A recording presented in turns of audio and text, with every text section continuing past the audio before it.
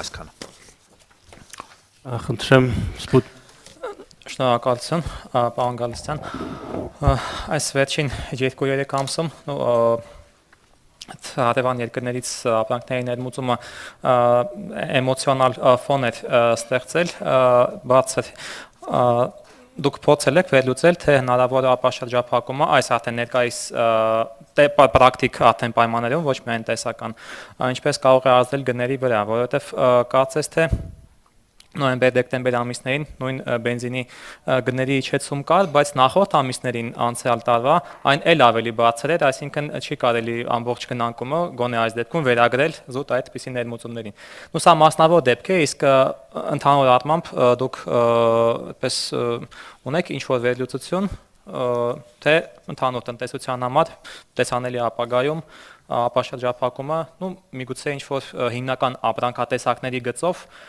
ինչ գնանկումային ազդեցությունների կարող է բերել։ Նման վերլուծություն դեռ չունենք, որովհետև այդ ապրանքների քանակը եւ ծավալը, որոնք դուք նշում եք, բավականին սեղմ են եւ սահմանափակ։ Ինչ վերաբերում է կոնկրետ այդ մի ապրանքատեսակի, օրինակ բենզինի հետ կապված, եթե ճիշտ հասկացա ձեր դիտարկումը, իր հետ կապված ազդեցություններին, ես կարծում եմ, որ այդ ազդեցությունների հիմնական մասը մենք կտեսնենք հունվարի գնաճի մեջ,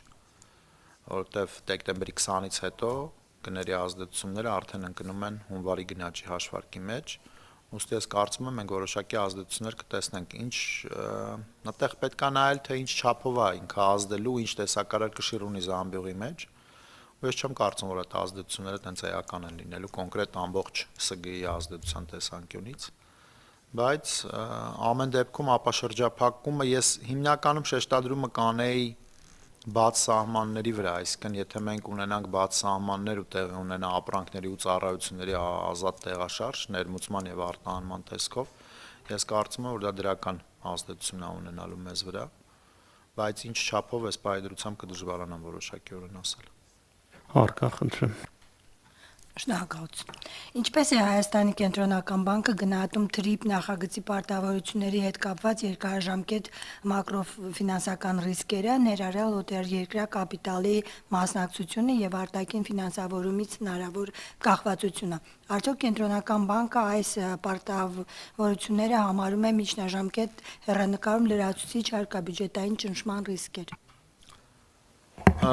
Ես կարծում եմ, որ սրա մասին պետք է խոսալ այն դեպքում, երբ որ մենք առնվազն ունենանք նախագիծը թղթի վրա ու կարողանանք վերլուծել ու հասկանալ ինչ քայլեր են մեզ սպասվում, ովքեր են ներդրողները, ինչ ծավալի ներդրման մասին է խոսքը, ինչ ժամանակահատվածում, ինչ ուղղություններով, արդյոք դա լինելու է ուղղակի ներդրումներ, թե դա լինելու է ինչ-որ վարկային միջոցների տրամադրում, որի հետո կոնվերտացիա լինելու մեր ընկերությունների կողմից որոշակի աշխատանքի։ Այսինքն ես հիմա զերծ կմնայի որոշակի մեկնաբանություններ անելուց, որովհետև ինֆորմացիայի պակաս ունենք այս պայդրությամբ ու ամբողջական պատկեր ունենալու դեպքում բնականաբար արդեն ձեզ կտեղեկացնենք մեր դիրքորոշման ու տեսակետի վերաբերյալ։